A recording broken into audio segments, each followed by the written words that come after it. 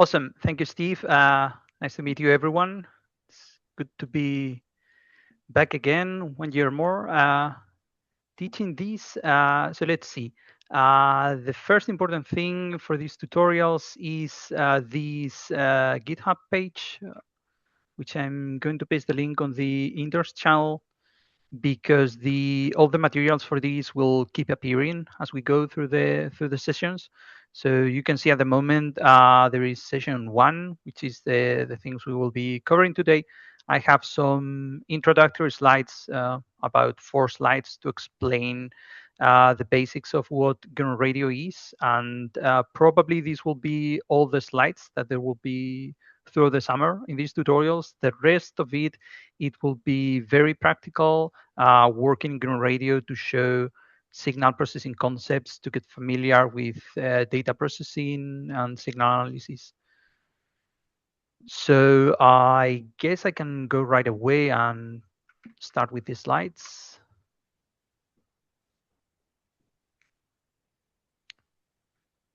Let's see, where is my mouse? There's something up. Sorry. Yeah, I probably can do something like this. Okay. Yeah, that works. So GNU Radio. GNU Radio is an open source application which is used for digital signal processing, mainly for radio, hence the name. But it can be used for other applications in which there are similar mathematics. So from the radio perspective, we can think about communications, and these days radio communications are everywhere. For example, your cell phone has different kinds of radios. It has a cellular radio, it has a Wi-Fi radio, it has Bluetooth. So all of that is radio and digital radio protocols that we can analyze or process with GNU Radio, and we could even build a fully fledged cellular base station or something like that in GNU Radio if we wanted to. Of course, that's a complex project, but definitely it's something that can be done in GNU Radio. Then there are other radio applications such as radar or radio remote sensing in general. There are many interesting applications that can be done because of physical properties of radio signals, because of the way that signals are reflected off of surfaces. And it doesn't need to be radar itself. It can be radio signals of opportunity. I don't know, any kind of signals which are broadcast, like television signals or GPS signals. They can be used to study things such as wave heights on the ocean, for example, with GPS signals.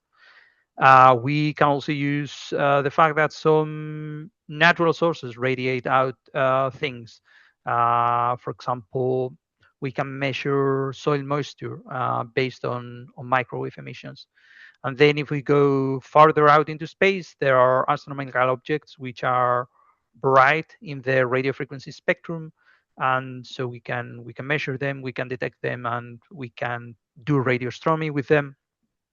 And of course, the thing which is occupying all of you during the summer, which is SETI, and that's I would say the mixture of communications and radio astronomy. So it's potential communications from other civilizations which might be far out into space. So it has like a blend from both fields. As I was saying, similar compute to digital signal processing, it can also be done in GNU Radio. So I know, for example, there are people in particle physics who run particle accelerators with GNU Radio, because if you have a beam of ions or of particles on a particle accelerator, they are going nearly at the speed of light. They are rotating on the ring millions of times per second. And that essentially, when the particles go through a detector, generates a radio frequency signal, because it generates like millions of oscillations per second, and that's an RF signal. So based on that, it's possible to measure the beam characteristics. It's possible to control the beam to make things work, and some of these people actually use GNU Radio. So what do we have in GNU Radio? I always like to think about it as coming in 3 different parts.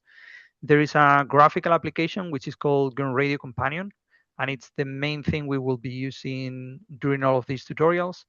And in there, we can implement systems. They can be very simple systems, or they can be very complex systems by dragging blocks and connecting them together. So if you are familiar with Simulink in MATLAB, it's a similar concept.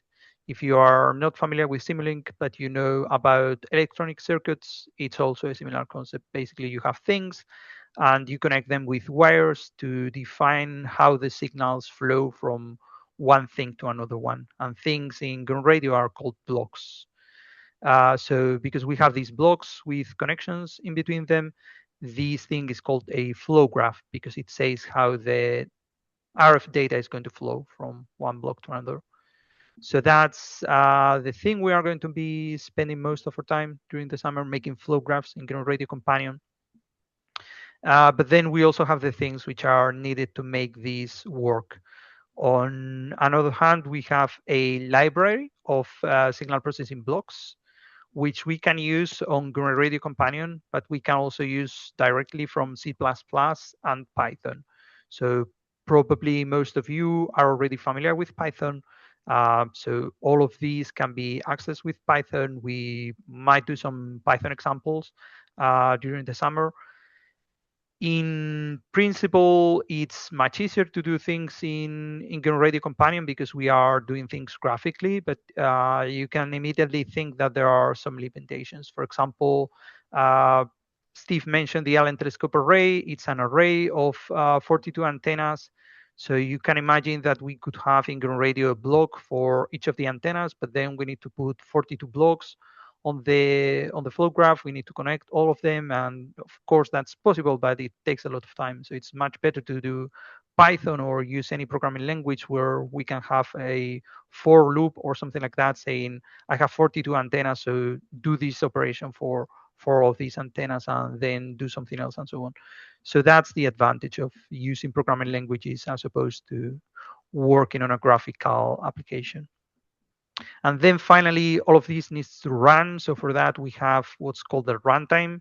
And the thing that is the purpose of the runtime is that you don't need to worry about how data moves from one block to another. You don't need to worry about how blocks are run. So these days, computers have many CPU cores. Even those embedded computers like the Raspberry Pi have multi-core systems. And because we want to do a lot of math in real time, we want to make use of all those CPU cores in parallel. So this runtime will schedule things in the different blocks to run in parallel as long as that's possible. So that's GNU Radio. GNU Radio is a whole ecosystem and a whole community. There are a bunch of both enthusiasts and experts from industry, from academia, and from the amateur world who are working with GNU Radio to make interesting projects and to make GNU Radio itself better every day. And in this ecosystem, we have what is called out-of-tree modules. These implement new blocks in a way which is external to GNU Radio. So you can think of this as a plugin or add-on for GNU Radio. And the reason we have out-of-tree modules is because it doesn't make sense to have everything in the in-tree library, which is the library that is included with GNU Radio, because then we would have something which is huge. Uh, Sometimes there are specific applications like, I don't know, Wi-Fi, for example. So they might be an out-of-tree module for Wi-Fi, and in there you have blocks for Wi-Fi. Or there might be something related to SETI search. And in fact, for example, the Allen telescope array has a GNU Radio out-of-tree module. Of course, anyone who is not going to interact with the Allen telescope array doesn't have any need to use these blocks. So that's the reason why they are separate. And finally, it's possible to build full applications that use GNU Radio for digital signal processing. And these applications use GNU Radio as the engine. So you might even be running one of these applications and not even realize that it's running GNU Radio. An example is gqrx, which we will be using in some minutes, and also QRadioLink, which is a similar application but more tailored to digital voice communications. So this is a very simple example of a flow graph in GNU Radio Companion, and we can see a few blocks. Let me see if I have my pointer. No, I don't. But anyway, so on the top left corner, you can see the options block. Each flow graph has one of these, and we will see that in more detail later, but it's basically used to set the name of the flow graph and, for example, whether you want a graphical user interface on that flow graph or not. Here you can see generate options. It says Qt GUI, so that means the flow graph will have a graphical user interface. The other option is to make flow graphs which run just on the command line, which is very useful to run remotely on a server machine, for example. Then the next block on the right is a variable block. So we can have variables which hold either a fixed value or a value that can be changed by some external process, or if we have a GUI, the variable might depend on some of the GUI settings. For example, the user might enter a number to set the variable. And variables are used to control things in the flow graph that depend on numbers. They can run math. So here the value is 32,000, which is represented as 32K, but we could have a math formula. And because a lot of GNU Radio works with Python, that is also the case with GNU Radio Companion. And the formulas we can type in variables and also in the blocks in general are Python. So any complex calculation that you know how to do with Python, you can do here to set any of these values. Then we also have two signal sources which are generating cosine waveforms. So these are basically generating signals like a cosine mathematical function at a sample rate of 32,000 samples per second, or 32 kilohertz. And the frequency, the first one, the one on the top, is 1 kilohertz or 1,000 hertz. And the second one is 1.5 kilohertz or 1,500 hertz. So we are generating these two sinusoidal functions. Then we have an add block to perform an addition. So there are all the mathematical operations you can imagine. We have those in GNU Radio, and we have much more complex operations related to signal processing. Then we have this throttle block. The goal of the throttle block is to limit the rate at which data can flow through it. You can think of it as a valve or something like that in a plumbing network. So the thing is, if we didn't put this throttle block in the flow graph, then the flow graph will run as fast as our CPU is capable of. So we will get 100 CPU usage, and basically things will run very, very fast. If we want to do a simulation in real time, so we are generating these signals at 32 kilohertz sample rate, that means we actually want to simulate 32,000 samples per second, we need to put this throttle in the flow graph. And then finally, on the right, there is this TCP sync block, which is a more complex block. Basically, this is a network server. So this block is starting a network server. It's running a TCP server, and all the data which is sent into this block, which is going to be the sum of these two sinusoid functions, will be sent to whatever TCP client connects to the TCP server. So all in all, as I said, this is a very simple flow graph, but we could use this to generate some signals and send it to another application, which is a TCP client. So in this way, you get a notion of how we can do flow graphs in GNU Radio Companion, and you can imagine that these are fairly powerful because we can combine these ideas and we can keep adding blocks and make things more complex. Any questions so far? Okay. I have a. Yeah, go ahead. What order is the equation in? Is like the top one the first one? So if you said subtract this way from the bottom one, does that make sense? Yeah, it makes sense. It makes sense. So if instead of addition you had subtraction, it is the first input minus the second input. Okay, thank you. For division, it's also the same. So the first input is the numerator, so the thing on top of the fraction. The second input is the denominator, the thing on the bottom of the fraction, as you could imagine, right? For For some of the blocks, the order of input doesn't matter. For other ones, it matters. So yeah, Right. that's a good question. Thank you. Any other questions? Okay, so as I mentioned, all of these can be done from Python. And in fact, that is the way that GNU Radio Companion does it. So when we make a flow graph like this, when we actually want to run it, what happens is that Radio Companion converts this flow graph into a Python script, and then the Python script will run. That is quite useful because if we want to do something more complicated, which is difficult to do in GNU Radio Companion itself, what we can do is to do something similar or to make a sketch. Then we generate the Python code and we grab that Python code and change it. And I guess these days, most of you are familiar with AI and LLM. So that can be an input you give to Claude or a model, a similar model. And you can say, hey, I have this Python code, change it in this way, and so on. So making flow graphs, even if they are not exactly the thing you want to have eventually, can be a good starting point for making the final thing. So how does this thing look in Python? Here I have the same thing but in Python. It's not exactly the same thing that GNU Radio Companion generates because I have deleted some things which are not too important. For example, you can see that all the import statements are missing.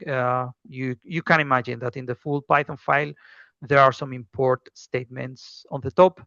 And I think I also simplified some of the other things so that I can have everything in one slide.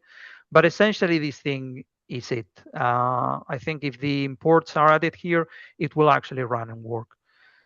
So you can see that the flow graph is a Python class.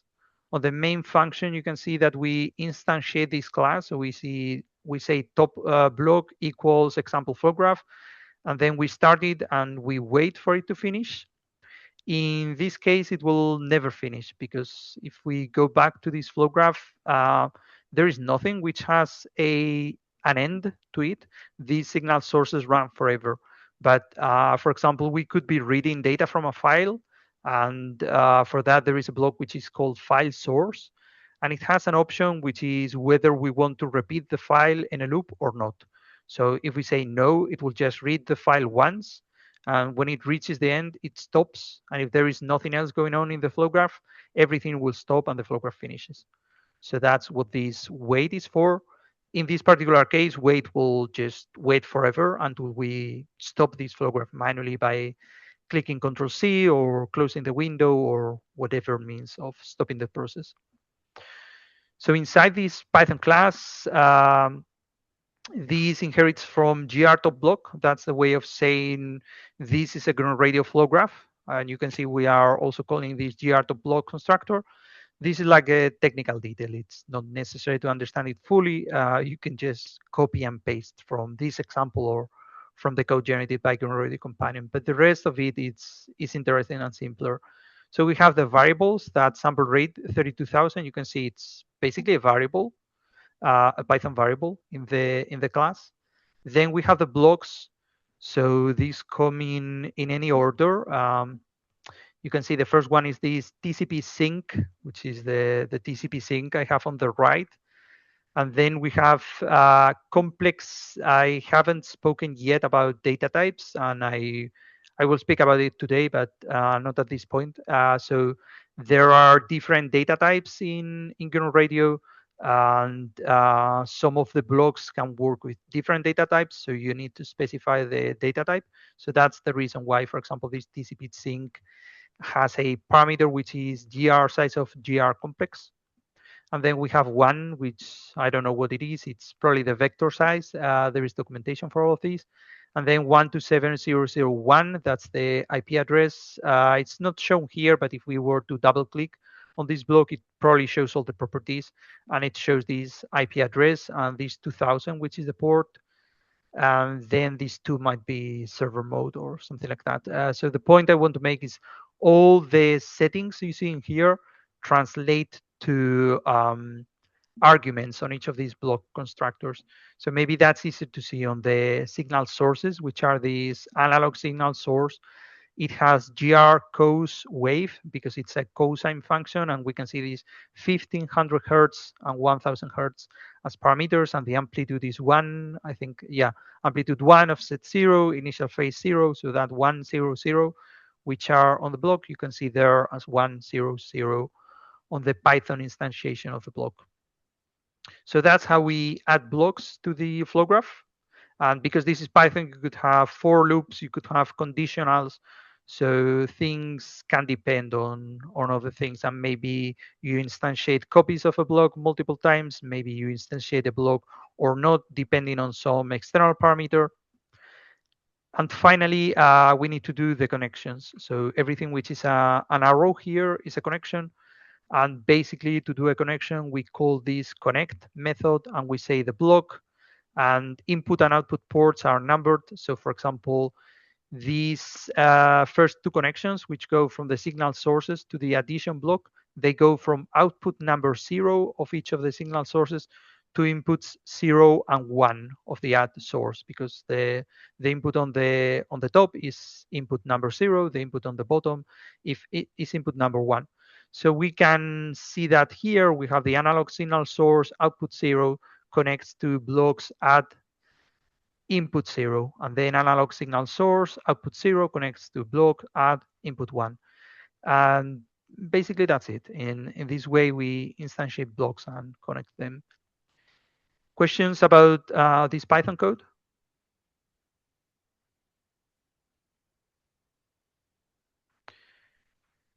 Okay, so final slide, and then we will do something hands-on with the rtl-sdr sticks.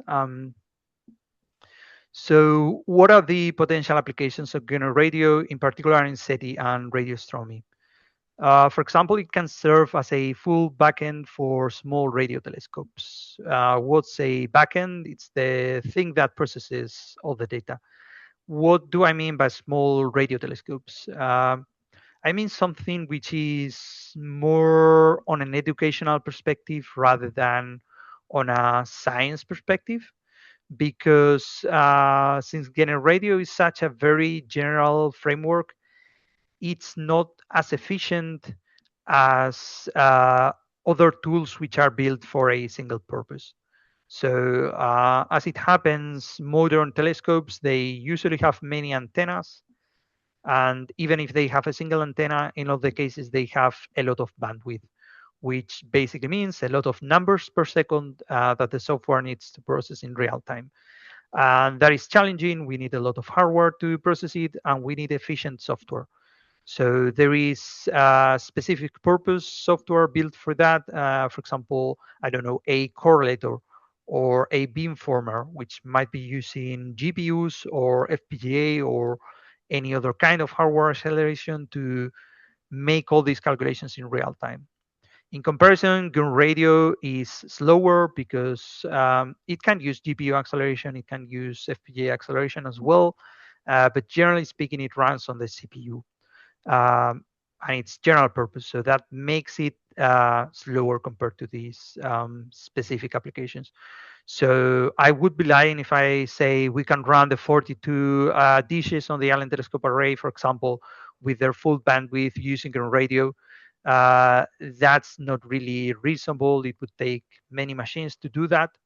But if we have something smaller, like one or two antennas from the Allen Telescope Array, or I don't know, a small radio telescope that can be built by a university or by some students, that is definitely something that GNU Radio can be used for. And in fact, it's easier to set up than specific applications, which are like for doing RF science at large facilities, and they are complex to set up and they require a lot of hardware. So I think it's a good application for small radio telescopes. Then what else? Radio frequency interference analysis and simulation. So radio frequency interference, many times it's just digital communications that we are not interested in, and they happen to be there. So I can think of cellular signals, I can think of Starlink satellites or any other satellites. These might appear in our radio astronomy or SETI observations, and we need to at least ignore them, potentially remove them, and in any case, do something about them. So because GNU Radio is intended for digital communications and it has support for generating these signals, support for decoding these signals, we can do much more powerful RFI analysis with GNU Radio than with some other tools. For example, I don't know, we have interference from a cellular base station. We can see that in the spectrum, we can see that in the quality of the data, but if we use GNU Radio, we can maybe detect what is the cell tower ID, and then we can know where that is, and maybe we can do something about it. And also simulation, we can generate signals which are, I don't know, cellular signals or any other type of signals we are interested in, and we can add them to our simulations, or we can add them to sky data to do simulations of what would happen if we had this amount of radio frequency interference. Would our algorithm still work, or what is the impact? Then something similar, which is simulation of techno signatures. So we can simulate any kind of techno signatures. They can be very simple narrowband techno signatures, or they can be as complex signatures as one can imagine. And in this way, we can uh, develop algorithms which are intended to detect these techno signatures. And probably we will do at least one day something simple about techno signature generation with GNU Radio. Then, as I mentioned, we can prototype signal processing algorithms. So the beauty of all of this is that generally it runs in real time. It is easy to add real-time plots to see not only the output of the algorithms, but also intermediate data, which is often quite interesting to see if things are working correctly internally or not. So if you have an idea for a signal processing algorithm, it's sometimes worth to just code it in GNU Radio. It's possible to do custom blocks in Python fairly easily, and we will do a tutorial about that. And then see it running, test it with different inputs, maybe live signals from some RF receiver, and see how it works before committing it to a more serious implementation. And finally, teaching signal processing, which is the thing we are going to be doing during this tutorial. So because all of this, because it can be used in real time in a fairly interactive way, I think it's a very good tool to teach signal processing rather than boring you with some math formulas and theoretical concepts. I think it is much more rewarding and easier to understand if we just see these things happening in our computer, and if we see them through plots of how some signal is being processed or how something is running. Okay, so that's as far as I have with the slides. Any questions about all of this?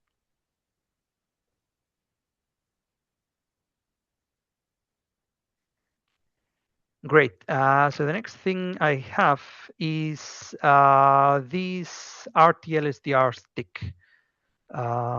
Maybe this way. So one of the rtl-sdr sticks, there are similar models. It doesn't have to be this one. I think you got yours from Steve. It has a USB port. Steve has USB-A to USB-C adapters. This one has an antenna that can be screwed like this. Doesn't matter the kind of antenna, because we are going to be using signals which are pretty strong, so any kind of antenna would work. So I'm going to take my stick, and I have a USB cable here. I'm going to plug it in, and I'm going to show you how to start using it. So I place this to one side on the table. And first, I'm going to show how to use this in gqrx. Later, we will move to GNU Radio, but for setting this up and making sure that everything works, gqrx is good. Before doing that, maybe I should mention Radioconda. So I mentioned that yesterday on the Slack channel. There's this Radioconda installer, which has here download links for Linux, for Mac OS, and for Windows. And these usually work pretty well. In previous years, usually it's easy to set this up. There are some instructions here for setting up drivers. Where is that? Yeah, rtl-sdr. So if you are on Windows or Linux, you need to do something to get the rtl-sdr working, and the instructions are here. And that's pretty much it. So if you had any issues, we can go through the issues either today on the break. I will do a break like at the top of the hour, or we can go through those offline. If you Slack me at any moment, we can get these issues sorted out so that you can get your rtl-sdr sticks up and running. Okay, any quick questions about Radio Conda before I move to gqrx? Yes. Yeah, sorry, was that the question? Oh, no, we're good, thanks. Okay, good. So gqrx, I have opened gqrx because I used this yesterday with the same rtl-sdr stick.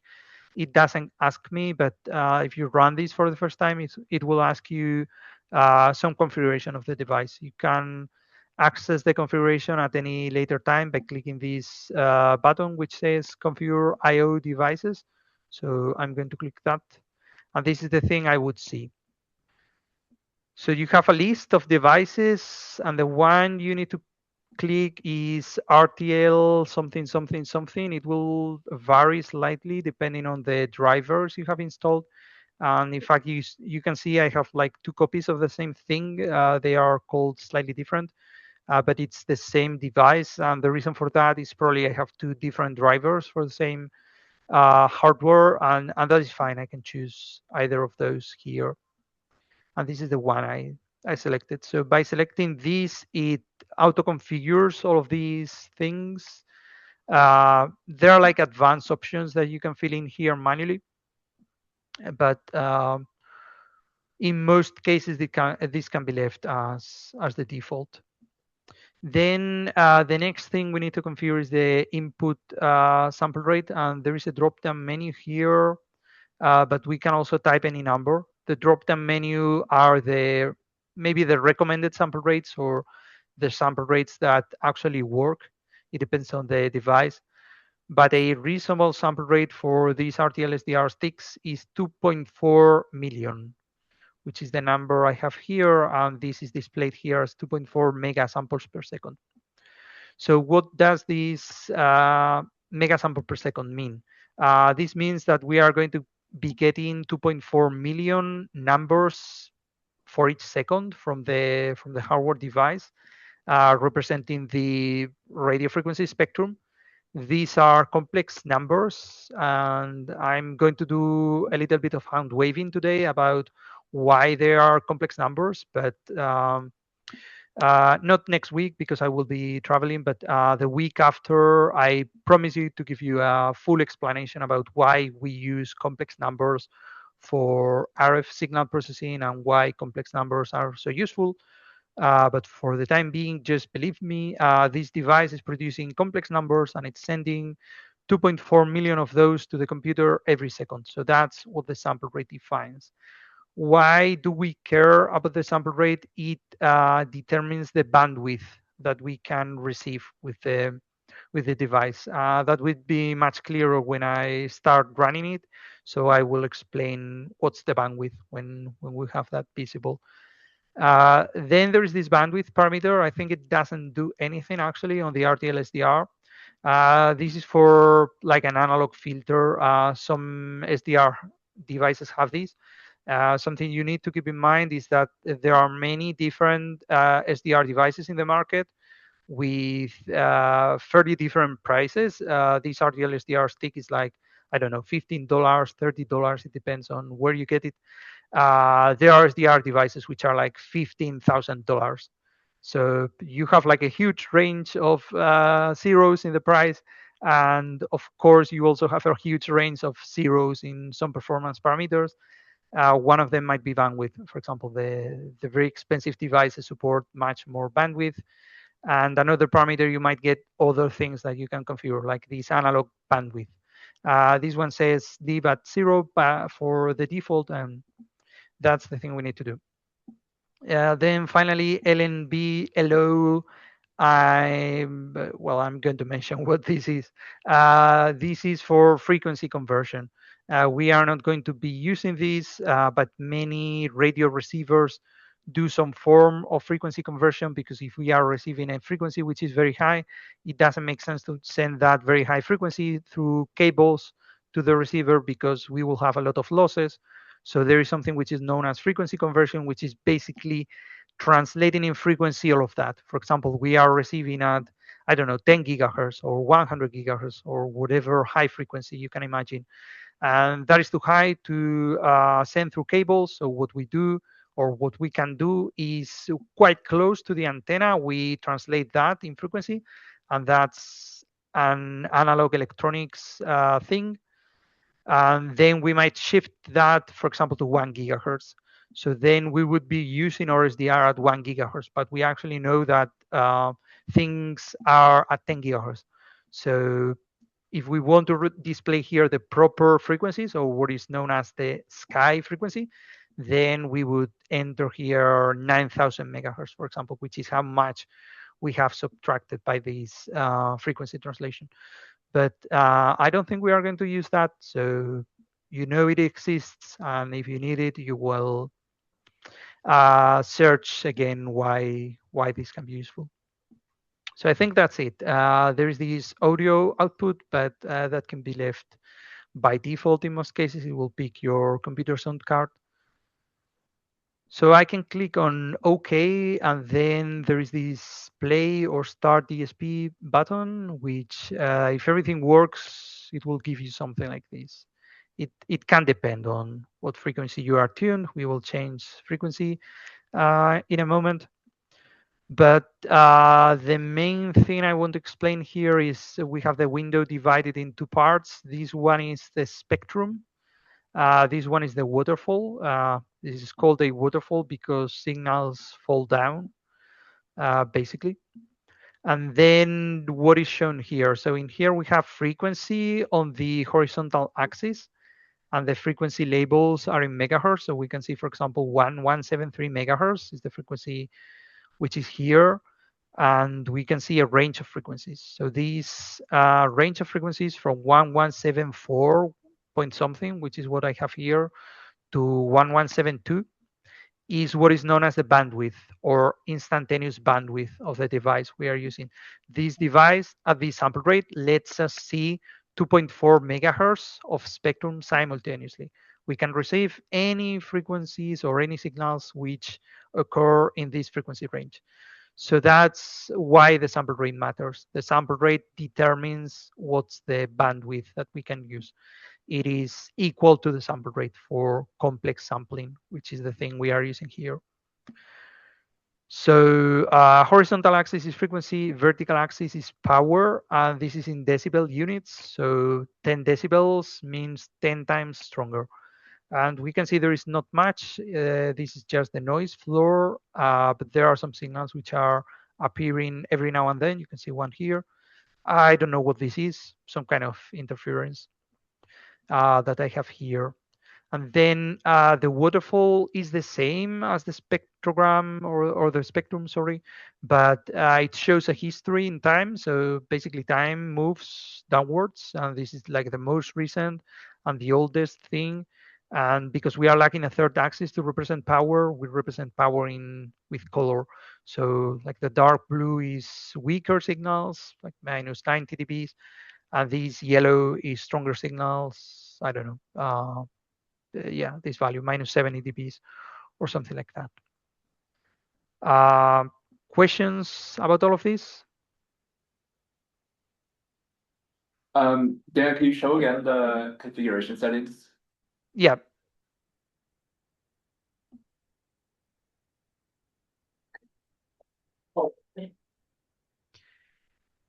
Yeah, I don't know if I can make this larger, but I can definitely make a screenshot, and I can put that in Slack, and that might be useful. So let's see. Computer. Does anyone have car keys on them? don't have them on me, so you can pick up a car, people. There we go. So that's in the Slack channel now. Okay, any other questions? Okay, so let's actually look for some signals. Why is this frozen? Oh, I have the settings open. Yeah, that's confusing. So if I go to 98 megahertz, for example, I can see all of these signals. These are FM broadcast stations, so basically radio stations. Classical music station. I know that this is, I don't know, some whatever people speaking. Sometimes you can even see, because of the patterns here, you can figure out if it's music or if there are people talking, because this is analog radio. It's frequency modulated radio. So that basically means that sound is directly transferred into frequency changes of the signal, and because of that we can essentially see the sound waveform on the waterfall.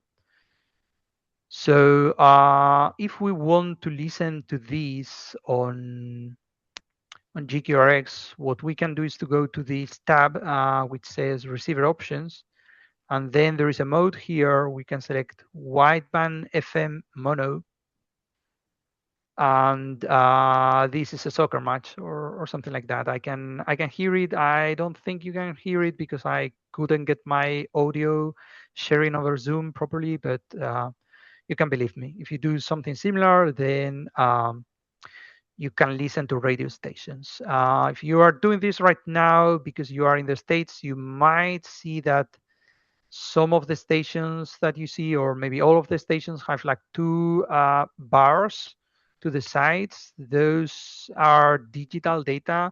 That's known as HD radio, which is a thing in the US. Basically, analog FM radio stations are enhanced with digital radio data. The same program is sent digitally as well. We don't have such thing in Europe, so I only get these stations. So, okay, let me turn this off. What else did I want to show? Yeah. Something I haven't touched on is that there is a gain here. So if you go to the input controls, there is tuner and there is the tuner gain. If I set these very low, you can see that signals almost disappear. For example, this signal that was here is completely gone, and these ones are very weak. If I set these very strong, we might get saturation. With these signals, I don't think I'm getting saturation, but in other cases, we will get saturation if the signals are too strong. So I had this at 30 dBs, which is kind of the sweet spot for the antenna I have, for the location where I'm in, etc., etc. But a very good question is how to choose a gain which is reasonable. And what I'm going to explain applies in general to any kind of radio receiver. It doesn't need to be an rtl-sdr. It could be a very fancy radio telescope. The same principles apply. So the thing we want to do that is, now we are receiving some signals, but what I'm going to do is to remove the antenna. If I remove the antenna, we don't have signals anymore. Maybe there is a little bit of signal here just because this radio station is so strong that even without an antenna, it leaks into the receiver, right? So this is metal, so it's shielded, but it's not a perfect shield, so there will be some leakage.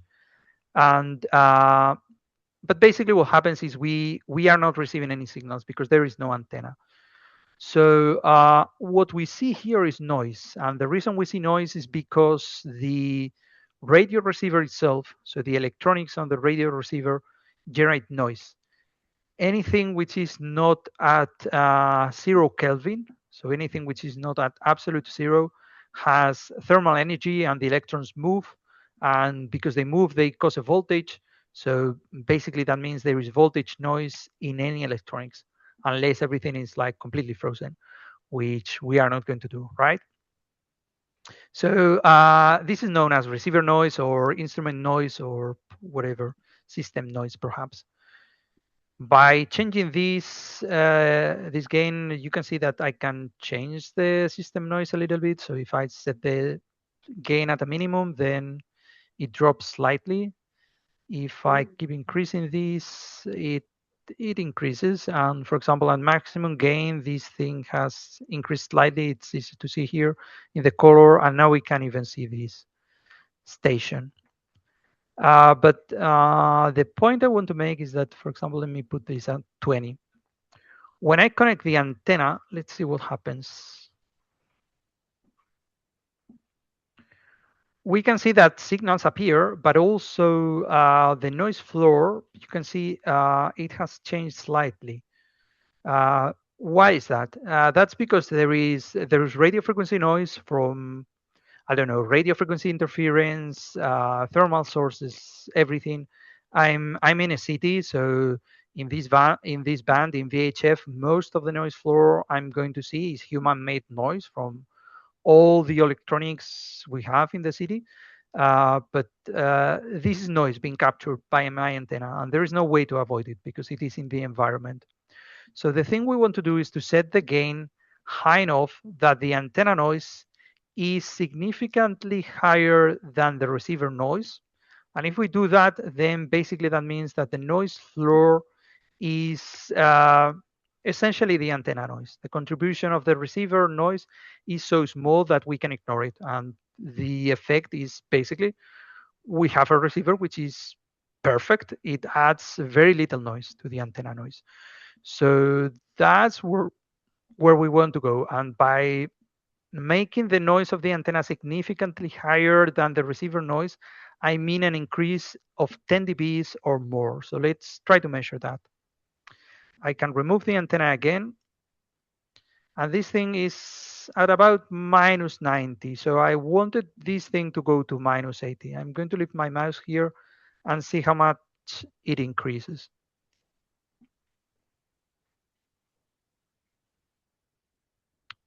So it increases, and when I take my hand out of the antenna, it's like maybe 5 dBs of increase, which is not quite 10. So that means that the gain of 20 here is too small, and maybe we want to test 30 or something like that. And if we test 30, which is the reason why I had 30, we can see that this thing is still around minus 90, maybe slightly higher than before, but just barely higher. But now when I connect the antenna, because I have more gain, I get a larger increase.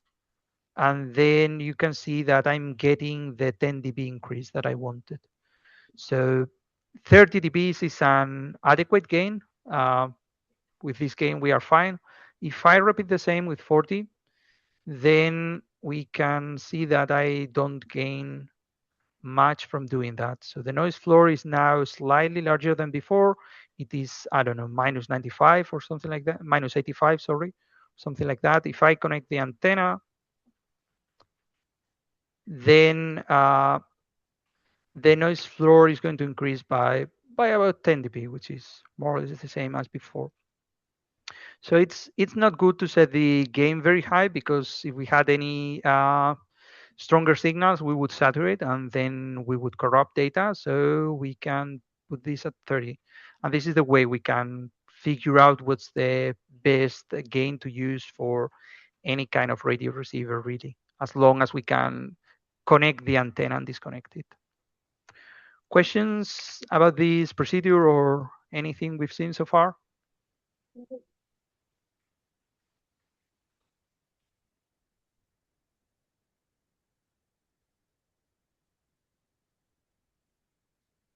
Okay, since it's almost the top of the hour, I think we can do a short break until the top of the hour, and then we can resume by, wait, I actually wanted to show other signals. So I'm going to take 1 or 2 minutes showing other interesting signals so that you have some ideas about how to explore the radio frequency spectrum. Then we take a short break until the top of the hour, and afterwards, we can do something similar, but in GNU Radio Companion. So let's see, what other cool signals are there? If I go to 1090 megahertz, you can see that there are some things in here. So these are beacons from airplanes, depending on where you are and if you are inside a large building or not. You might see more or fewer of these signals, or they might be stronger or weaker, but probably you can see them in my screen. I don't know how it's coming on the screen share. Maybe I can show. So if you go to FFT settings, you can play with the range of these things, and I can adjust things so that these things are now much easier to see. So you can see there are these signals here which come and go. These are airplane beacons. This is known as ADSB, which is a system that airplanes have to transmit their position in real time. If you have seen any of those apps that show maps of air traffic, they are using radio receivers which receive these signals. And this is also used to avoid airplane collisions. So airplanes also display these positions in a map. They show other airplanes. And this is something you can do with your rtl-sdr. There are applications that will receive these signals for you, decode them, and plot the positions on a map. So that's one example of something interesting we can do with the rtl-sdr. Then what else? So this was 1090 megahertz. Cell phone signals, depending on where you are, there will be cell phone signals in different cellular bands, and oftentimes it's possible to find these online. You can search, I don't know, like AT&T frequency ranges or whatever, 5G, 4G frequencies in the US or wherever, and you can find these. I don't see anything here. I think I need to go lower. For example, here.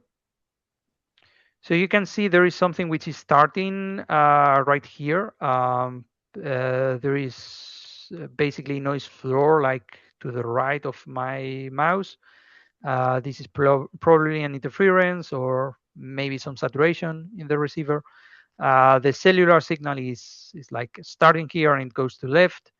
This is a 4G base station.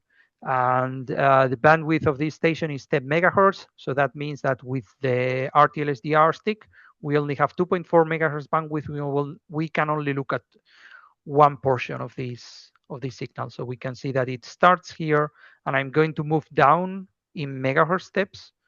So we can see the signal continues, the signal continues, continues. I'm going to move these. There is something interesting here, which is the middle. There is no signal in the middle due to the way that this is modulated. So you can see there is like a valley here. And then if we continue, at some point we will reach the other end. So, okay, we are at the other end. The signal ends here. I can show it like this. And there is another base station that begins like not right next. There is something which is known as the guard band. So there is a space between the two.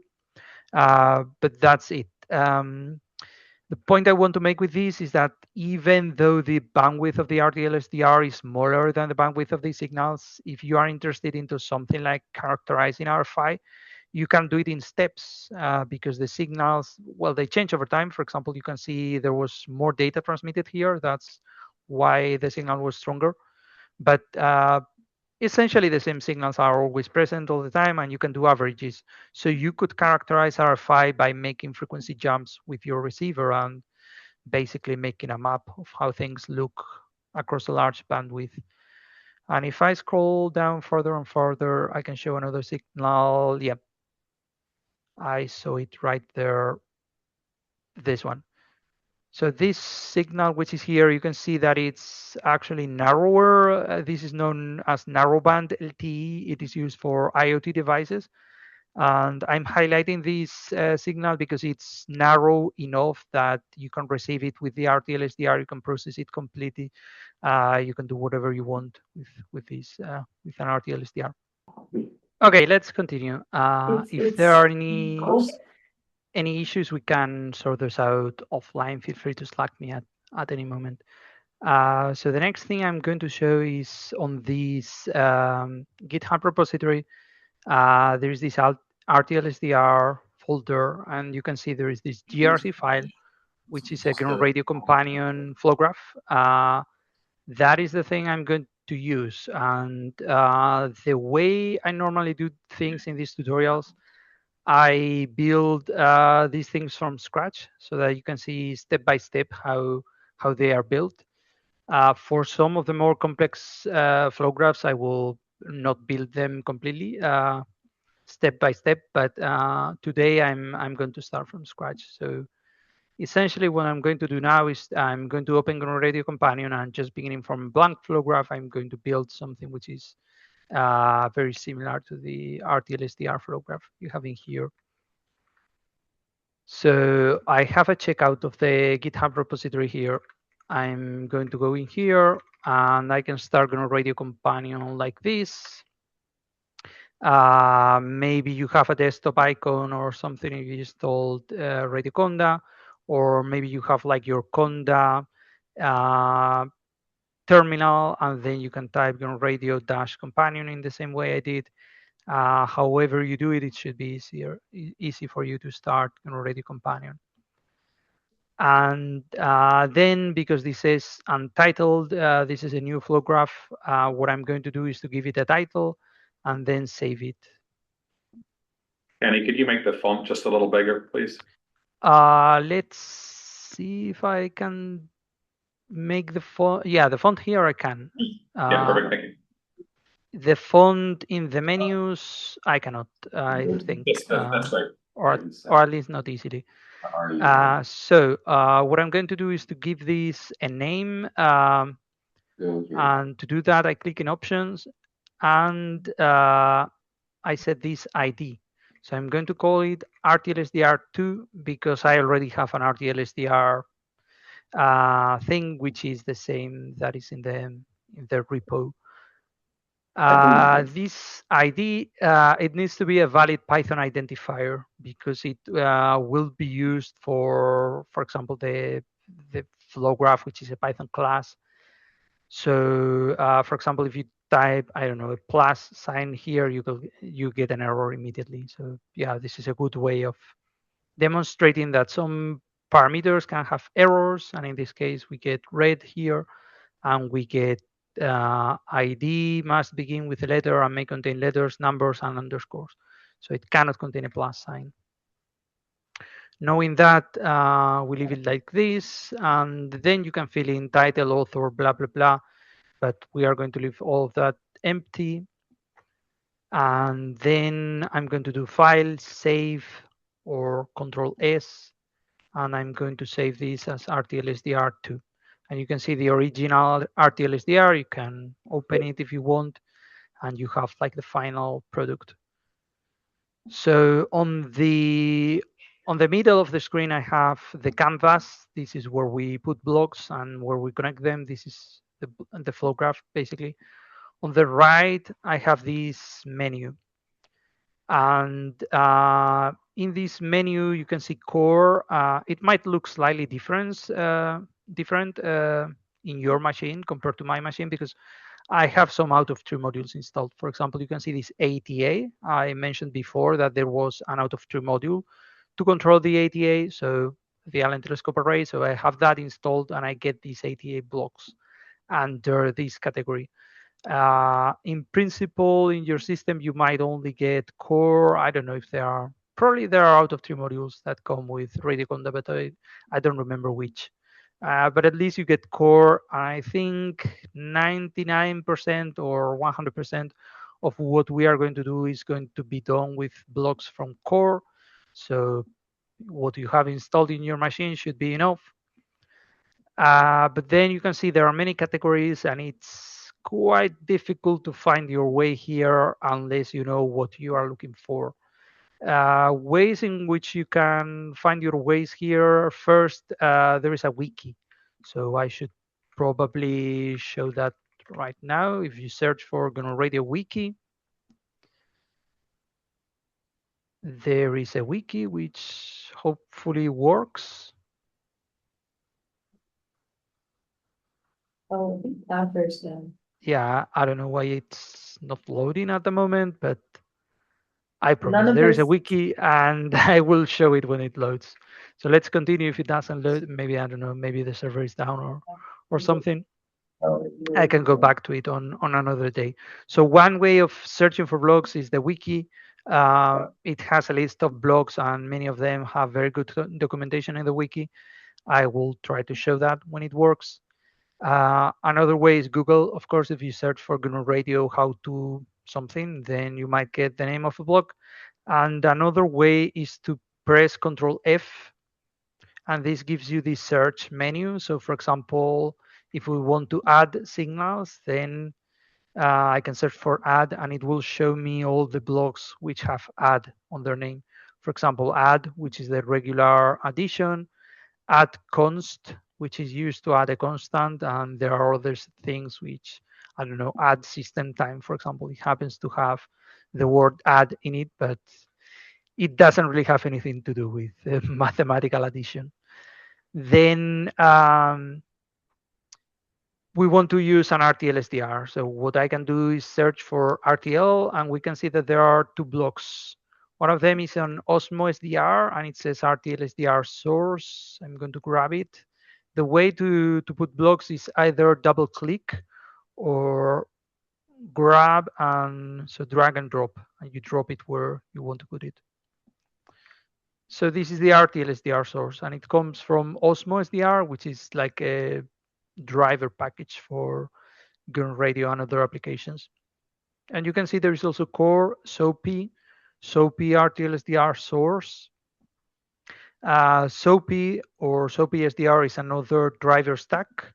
So in my case, I have both driver packages installed, and I could use either of these blocks. I'm going to use the rtl-sdr source because I'm slightly more familiar with it, and I think it has more options. I don't know if I double click here. There are some RF options, but this one has slightly more options. Uh, in your case, you might have only one of these. One of them might even not work. So you can try both and pick the one which works. Hopefully, at least one of them works for you. And if it doesn't, then just tell me. So I'm going to put this one here, and I can show another thing which is very useful. So we can disable blocks. If I right click on the block and then click on disable, which can be also done by doing Control D, then the block becomes either grayed out or it might disappear depending on how you have this option, which is view hide disabled blocks. If you click on view hide disabled blocks, and I think this is enabled by default, so the disabled block will disappear. I like to have this unchecked like this, because otherwise it can be confusing. You had a block, you disable it, you forget you had it, and where is it? But in this way, it's grayed out, so it's like it's not there. But this is, for example, a good way to switch between this one and this one if you want to do like back and forth testing. So, okay, let's see if the wiki has loaded. No, something's really broken on wiki.gnuradio.org. Hopefully it will work next time. So rtl-sdr source. This thing is basically represents my rtl-sdr stick. It has an output, which is the complex number that it's going to produce, 2.4 million per second, as I mentioned before. And we need to configure it. So to configure it, we can use variables. For example, this one. A variable block has an ID or a name. In this case, samp rate is a fairly standard variable block, which is included by default in all photographs, but you can delete it if you don't need to use it. And we are going to use 2.4 megasamples per second.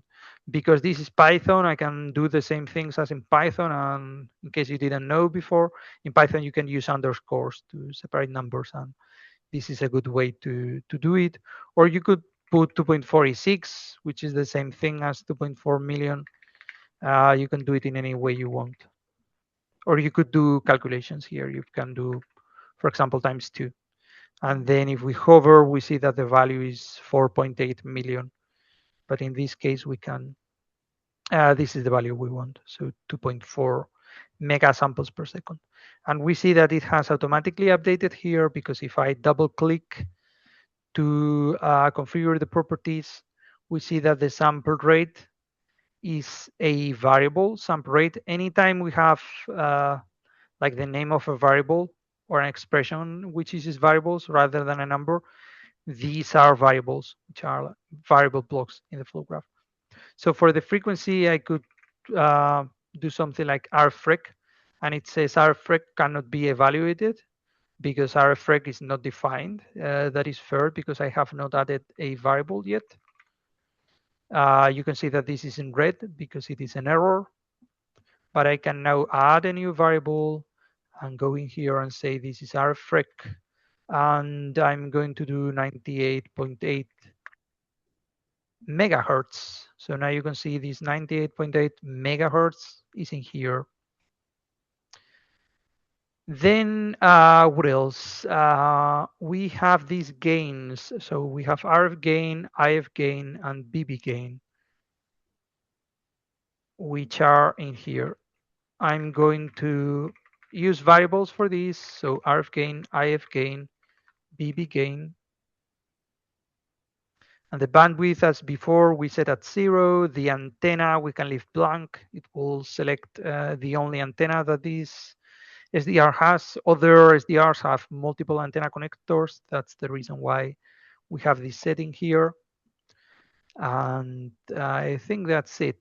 Frequency correction, we are going to leave at 0. And all this DC offset mode, IQ balance mode, we are leaving at 0. Gain mode, this can be either manual or automatic, so we leave at manual. Okay. So the thing I'm going to do with this RF gain, IF gain, and BB gain, I'm not going to add variables. I'm going to add something that will allow us to change this in real time, because if I had these in variables and I wanted to change them, I would need to stop the flow graph, go in here, change the number, run again. And for adjusting the gain, that is quite inconvenient.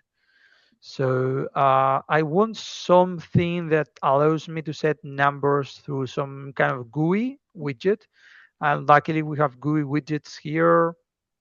And this is a widget, the thing I want. Yeah, I think it is. It's called Qt GUI entry. There are many GUI elements. You can play around with them, like push button. You imagine what it is. Range, it's like some kind of slider, and you have other more specific things. But entry is a text box, so we are going to put text boxes, and this will allow us to enter numbers.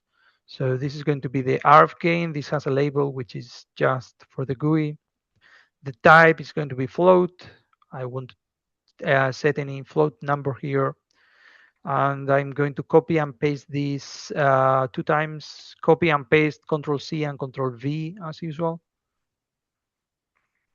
So this is going to be my IF gain, IF gain. Now that I'm seeing this, I notice maybe you don't get these pretty colors. I don't remember if they come by default or not. So what's about these colors? Everything in GNU Radio is color coded to encode the type of things. So for example, this thing is blue because it's a complex number or a stream of complex numbers. And then, for example, real numbers are orange, and we can see real here. String is purple. So that's the reason we have colors here, and they can be enabled and disabled depending on what you prefer. Where is that? Show properties, fields, colors. If I uncheck this, then you get all of these like in white, but I prefer to have these colors. So I always run with show properties, fields, colors. Okay. So default value 0 also, and then finally BB, which means gain. BB means baseband. These are basically like the three stages that in general a radio receiver can have. The radio frequency stage, the intermediate frequency stage where the radio frequency signals have been converted to an intermediate frequency, and then the baseband stage where signals are close to a frequency of 0. And because this is like a generic thing that can use the rtl-sdr, but it can also use other SDRs, it has these three things. So I'm adding the three things, but we will see that only RF gain actually does something. So my point is to show what these do and that only this has an effect on the configuration. So, okay, we have all of these. The other thing we need to do is to do something with the complex numbers that come out of these. And we are going to do something very simple, which is to show the spectrum. And for that, instrumentation is all the kinds of plots that are included in GNU Radio. And Qt is a GUI library, and it's the one that it's more common to use. There is also this GLFW that you may or may not have with the phosphor sync. I think this is an out of tree module, but we are going to be using Qt things. So the frequency sync is the one that is a frequency display. So that's a spectrum. And I have this frequency sync. I'm going to connect the blocks. There are two ways of connecting blocks. The first way is I click on the source, which is out. I click on the destination, which is in, and then I get an arrow, and you can see they are connected. If I drag one of these, the connection is maintained. To delete the connection, you can click on it and then right-click, delete, or you can press the delete key on your keyboard, whatever you prefer. And I'm deleting this because then I can show the next, the other way of making a connection, which is drag and drop. So you drag from here and you can see your arrow, and at some point you reach and you can release, and like that you have made a connection. What else? On this GUI frequency sync, we have some parameters. There is the FFT size. This controls the frequency resolution we get. I will explain this in more detail probably next time, I think. For now, I'm going to set this at 4096 because that's a value I like. It's quite reasonable. I don't know why the default is 1024. So I always set this at 4096, except in very special cases. So, okay, this is the flow graph we are going to run. But before running, any questions? Yeah. You hear me? Okay. I know the output options for languages are Python and C++. In what situations would you want to use Python or C++? Like if you're just going to run a standalone graph, then would you just want the language that's most efficient, I guess?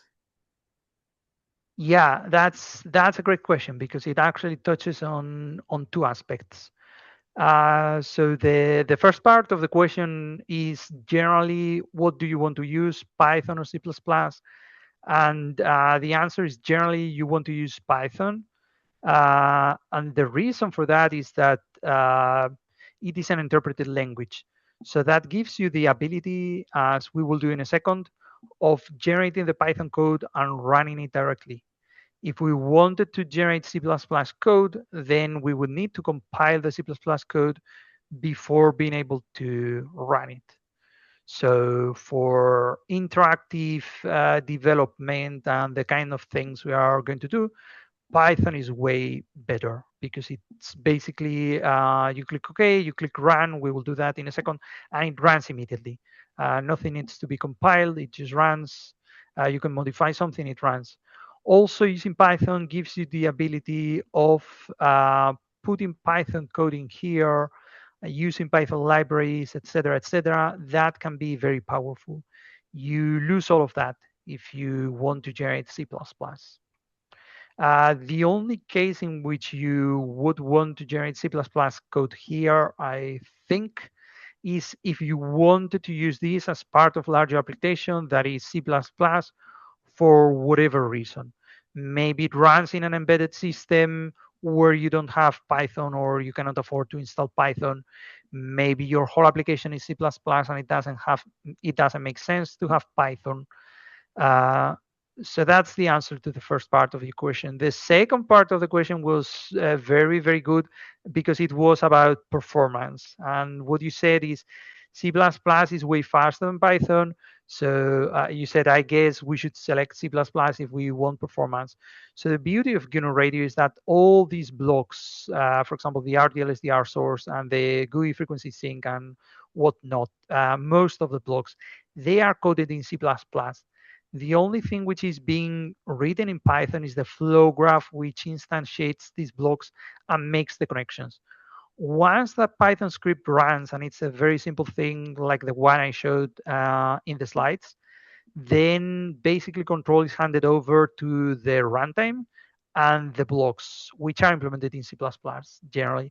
So it's pretty fast, and you get the best of both worlds. You get basically fast reconfiguration with Python, but the things that actually do math and signal processing are in C++. Thank you. Awesome. Any other questions?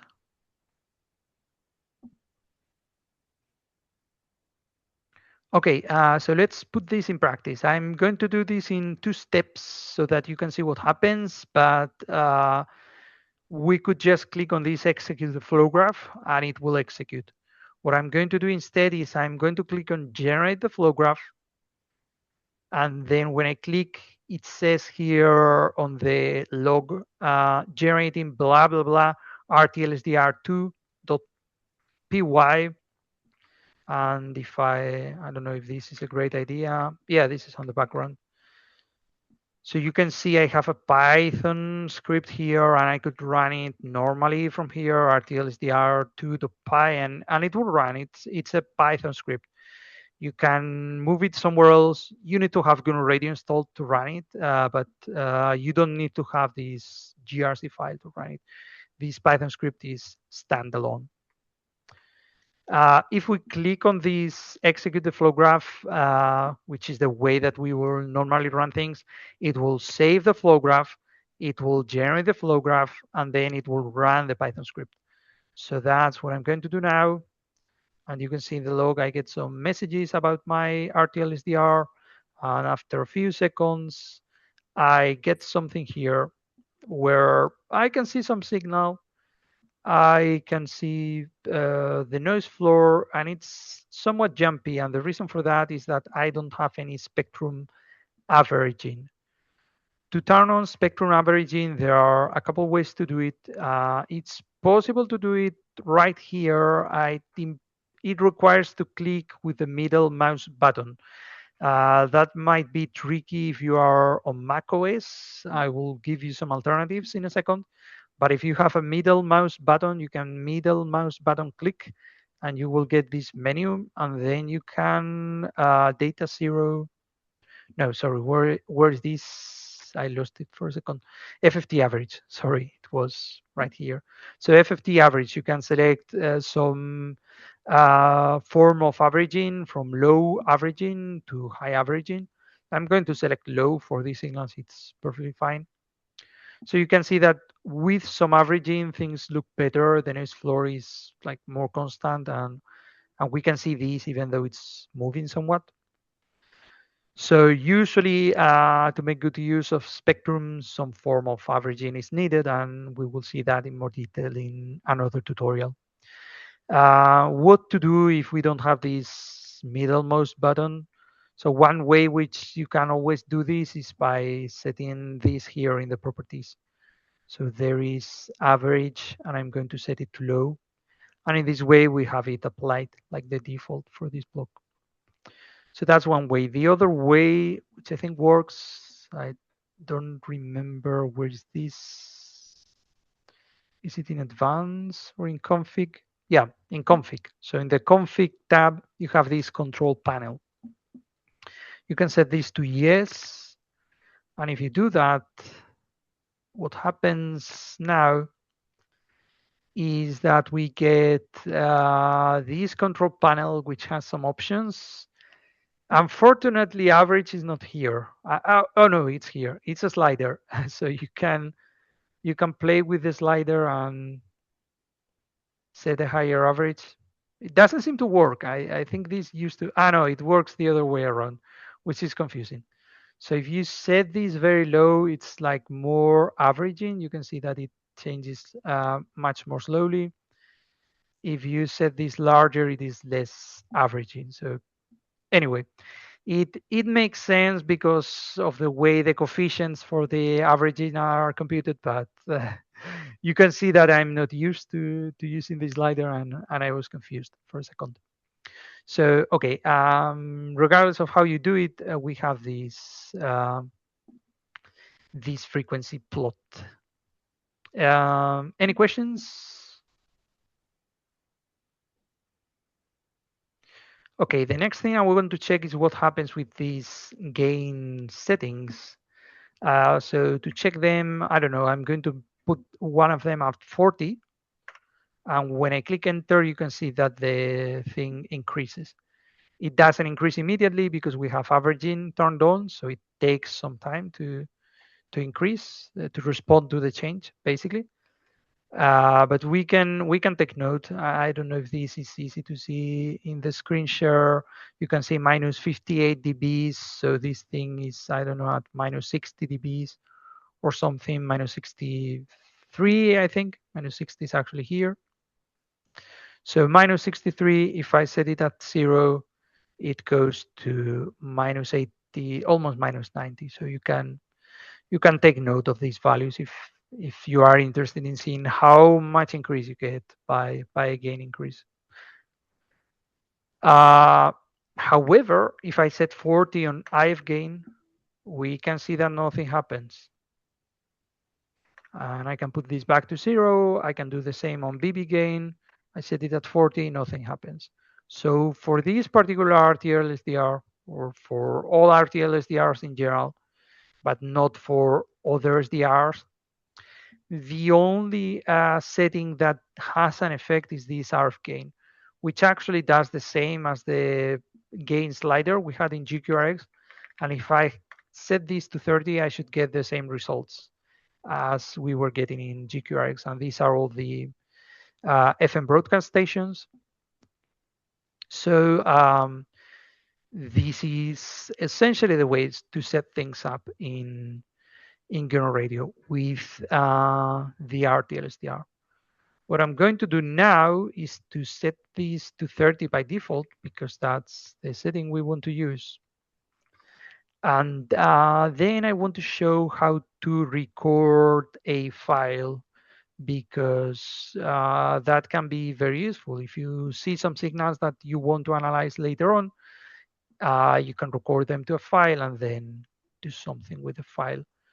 So because we want to do something with files, I can search for file, and there is file sync and file source. I'm going to drag and drop, sorry, not the WAV file, but rather the file sync and file source. I'm going to drag and drop these two, and I'm going to explain the terms sync and source because they have already appeared and I haven't explained them. So source is something that produces samples or produces an output signal. It's a source. And sync is something that consumes, or it's a destination of data, of samples of signals. So for example, in this case, this is a display, so it makes sense that it is a sync. This is a receiver, it's a hardware receiver. It makes sense that it is a source. And in the case of the file sync and file source, file sync is used to write a file. So this is the block we want to use to write a file. And file source is used to read a file. So what I'm going to do is I'm going to disable this for now. And I'm going to use the file sync to record the file. And then we will play back the file rather than use the RTL-SDR stick. So the options of the file sync, we need to choose a path to save the file. You can click on this menu and you will get this file selector. You can enter a path directly here. I'm going to make it temp recording. You can choose whatever you want. And we are going to be recording complex data. I'm going to take a moment to show what these complex and other input types are all about. So many blocks have an input type or type that you can select. And so far we are using complex numbers, but I'm going to show what happens if I select float. So that means that we want to record real numbers, floating point numbers into the file. You can see the color of this is orange now. If you wonder what the colors mean, this is in help types. So you can see orange is float 32 bits, for example, and complex float 32 bits is this blue. And then if I try to connect these two, I get an error. And this error is fairly obvious because I'm trying to connect something blue to something orange. But sometimes the reason for the error is not so clear. So you see this stop button here. I cannot play when I have errors. I can save, of course. Where is the save? Save the current flow graph. I can save, but I cannot run if I have errors. But if you click on this button, it says view flow graph errors, and it will explain to you what these errors are. So for example, this one says rtl-sdr source connection to blocks file sync. Okay, so it's talking about this connection, which is in red. Source IO type float complex 32 that does not match sync IO type float. So basically we have a type mismatch. And we also have a size mismatch because floating point numbers are 8 bytes because they have 4 bytes of real part and 4 bytes of imaginary part, but floating point numbers, they only have 4 bytes. So basically, these ports have different types and different sizes. We cannot connect them together. We can do data type transformations, and we will see how to do them in other tutorials. But today, what I really want to do is to record the complex samples as they come from the SDR. So that's it. When I run this flow graph, what will happen is we are going to get the live spectrum view as before, but we are also going to get this recording file. So let's run this. I get this, and that's it. I only need a couple seconds of data. So now on the terminal, I can check that I have my file, and it's, how large is this? 86 megabytes just for a few seconds of data. If you are already working with raw radio frequency data, you know about this. Radio frequency data tends to be pretty large pretty quickly. So this is no exception. And files can get pretty large. So, okay, I have this file. Now, how to play it back? I'm going to disable both the rtl-sdr source and the file sync. I'm going to enable this file source. I'm going to use this menu thing to select the recording. And then we have the recording, basically. So you can see there is an option for repeat, which means repeat the file forever or not. I'm going to choose no to show you what happens, and then I will show what happens with yes. The remaining parameters we can leave as they are by default. It is very important that the type we choose here matches the type of the file.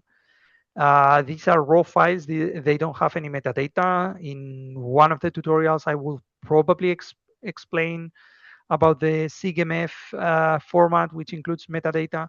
But because these are raw files, you need to keep track of things like the format, the sample rate, the frequency you recorded, and anything else you need to know, because otherwise you will not be able to use this file later on. So in this case, it's pretty simple, and I can put this block here and play.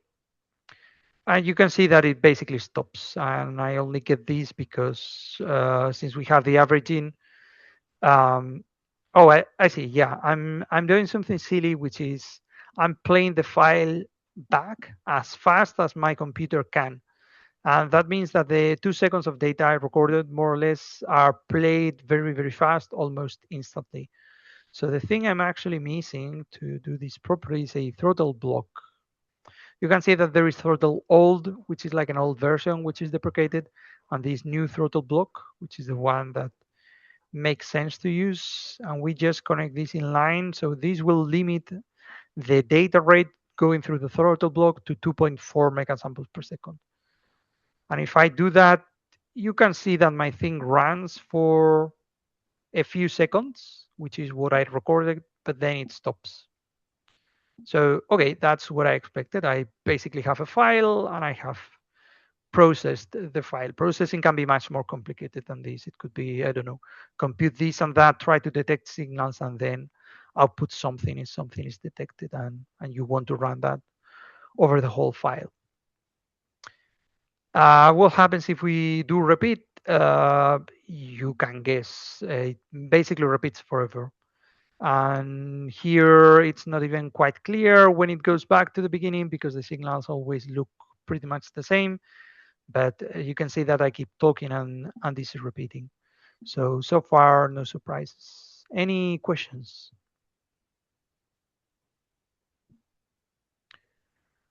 Okay, fine. So that's the thing I had with the rtl-sdr. I also have something else, which is in this audio folder, and I think I can explain this in 10 or 15 minutes, which is good.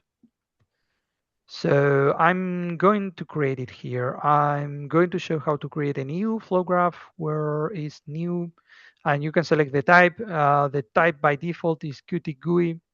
You can also click in here, new flow graph, and the default type is Qt GUI. And I can make this larger as before. And I'm going to call this audio 2. I'm going to save this as audio 2.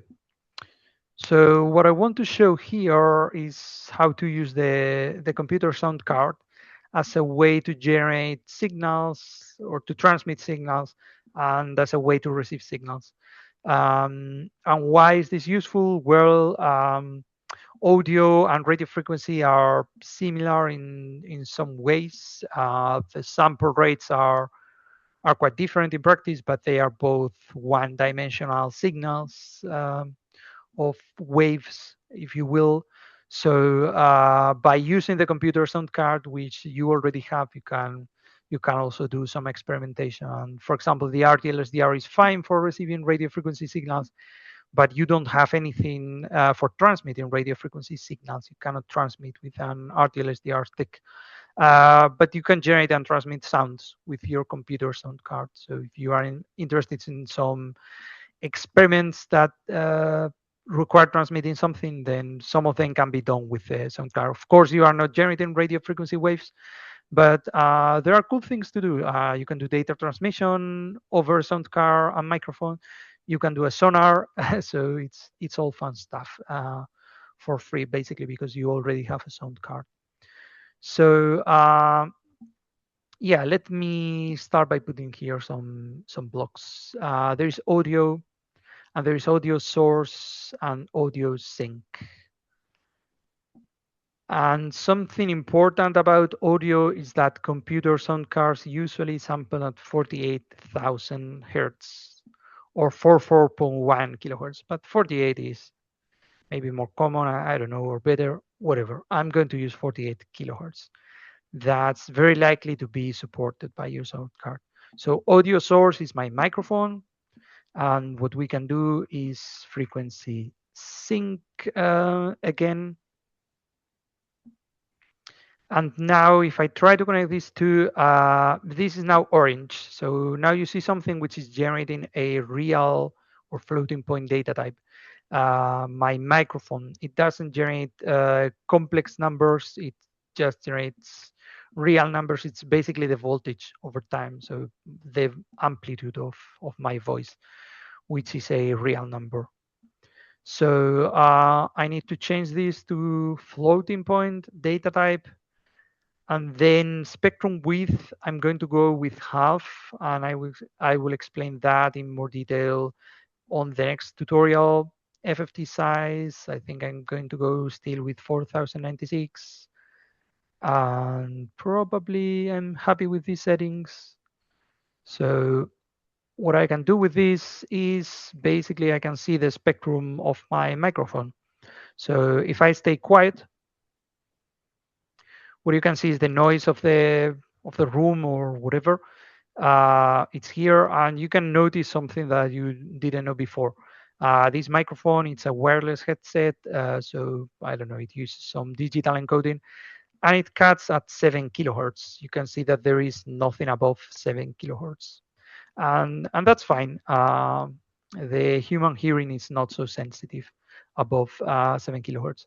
So with this, you can do all sorts of measurements that you want to do. You can also turn averaging. And I think I saw it yesterday when I was testing this, but it's not here anymore. There was like a tone somewhere here, and I was interested, but I don't know. Maybe it was some kind of interference from something. I cannot see it anymore. So okay, that's as far as it goes with the microphone. You can also do something similar with the speaker. So before I mentioned that there is a signal source. And this signal source, I'm going to set it to a floating point type. You can choose different waveforms. So it can be a constant, a sine, or a cosine, which are basically the same except for the initial phase. Square wave, triangle wave, sawtooth wave. If you know anything about, I don't know, audio synthesis, synthesizers in music or whatever this might sound familiar, they have different harmonics, and they have different tonal qualities, and they are used in electronic synthesizers as the building blocks for more complex sounds. So you can have these, and they are also useful for radio frequency processing. But we are going to use a cosine. And then what else? The frequency, I'm going to add a GUI thing to set the frequency, the amplitude, also GUI thing. And then let's see, entry frequency amplitude. I'm doing this incorrectly. So frequency, this is in hertz. I want to set this to a default of 1000, and this can be float. This is going to be the amplitude. I'm going to set it to 0.1. Usually 1 is like the maximum amplitude which is supported by your output, whatever that is. It might be a radio transmitter, it might be a sound card. And therefore, values larger than 1 do not make sense. They are usually clipped. And then what else? I want to basically the same GUI frequency sync to see what I'm generating. Also audio sync, but let me see, multiply. So I want to multiply my audio signal by a constant, because basically I want to have like a global audio control. I do not want to deafen myself. I'm not sharing audio over Zoom, but I will hear this, and it's annoying to have like this 1 kilohertz tone always beeping. So I'm basically going to set my audio level to 0 most of the time. Something else I want to show is, in the same way that there is a frequency sync, there is also a time sync. And the time sync shows how a quantity changes over time. It's the same as an oscilloscope. if you are familiar with those. If you are not, you will see how that looks like in a second. So number of points, I think I want to show like a full second in here. So if my sample rate is sample rate, then I have sample rate points per second. So that's 1 second worth of data. And then I think that's fine. No, I need to change the type. So this needs to be float. And I also want to put the same here. So, okay, let's run this and see what happens. When I run this, I have the two frequency sinks here. So this is the microphone. This is the same we saw before. And this is the other thing, the output speaker. So this signal source, we have a 1 kilohertz. You can see the frequency here is 1 kilohertz. We have a cosine. If you know anything about Fourier analysis, a cosine has just the frequency component as 1 kilohertz, or at whatever the frequency of the cosine is. So this is the thing we are seeing in the spectrum. If I zoom out more, I can see like numeric artifacts, because math in the computer is never quite exact, but it's basically all concentrated in 1 kilohertz. Also, you can see here the pattern of my voice. So as I'm speaking, you can see 1 second of speech. So this is the microphone time plot. And if I zoom in, you can see basically this is the waveform. This is the amplitude of my voice over time. This is the voltage on the microphone over time. And for the speaker, we can see the same thing, but because we have 1 kilohertz, we have like 1,000 of these oscillations per second. So I need to zoom in more, which I'm doing by just drawing a box. And now we can see a few of these, and I can increase the amplitude to 1 or whatever it makes sense to make it larger. So this is a sinusoid. What I can do is I have my audio level here. If I set it, I don't know, 0.1, I will hear the P of the sinusoid. I'm not sharing audio, so only I will hear it. And I don't know what I'm doing because I cannot hear it. Maybe it's going to different sound car or whatever. So you can try your luck generating different sounds and see if it actually goes to the right sound car output on your computer. What else do I want to say about this? Maybe nothing else. Are there any questions?